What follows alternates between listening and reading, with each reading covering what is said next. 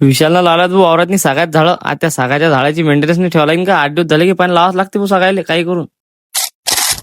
तर रामराम मंडळी, स्वागत आहे तुमचं आपल्या मिनी ब्लॉग मध्ये. आता आपल्या गळ्यात गेलाय बा आयफोन. विशालनं आता त्याने एवढ्या रुपयाचा आयफोन गेला, त्यासाठी चार्जर बी गेला बरं. पण त्या चार्जरचा असा विषय होता की त्यांना चार्जिंग फास्ट नाही होऊन राहिली. मग आता ते चार्जर दुरुस्त करायसाठी आम्ही कुठे चालू आहे इन्स्पायरवर, कारण त्याची वॉरंटी आहे म्हणते 1 वर्ष. आता चार्जर तर 1 वर्ष रिप्लेस आणला गळ्यानं. आता आपल्याला रिप्लेस आणणार आहे चार्जरची पिन. आता घरून निघाले बराच उशीर झाला तर भाऊ आम्हाला. उशीरच झालता. म्हटलं चला, म्हटलं लवकर ऑफिस बी येणं पडते, काही ना काही कामं राहतात आपल्या मग आता बरं डीमार्टच्या समोरून गाडी टाकली आणि डायरेक्ट पोहोचलो कुठे इन्स्पायरवर. इन्स्पायर आलो होती की आपलं काम झालं नाही. मग तिथून निघालो आम्ही आता जयच्या घरी जायसाठी सिंधी कॅम्पातनी. आता सिंधी कॅम्पात जायला निघालो, पुढे होते भाऊ ट्रॅफिक वाले आणि आमची गाडी आहे भाऊ टिबल सीट.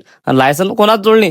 मग विशालले उतरून दिलं भाऊ. आम्ही दोघं आलो पुढे. आता हा आपला गडीवर आला भाऊ पैदल. आखरी बजाले बसवलो आणि डायरेक्ट पोहोचलो आपण जयच्या घरी. अति आलो तर काय रे बा, आम्ही घरात जशी एंट्री मारली भाऊ तशी डायरेक्ट लाईनच गेली. तो म्हणे काय आले का तुम्ही, भारी आहे म्हणे, तुम्ही आल्याबरोबर लाईन गेली म्हणे. त्याला म्हटलं भाऊ आमचं कामच भारी आहे म्हटलं.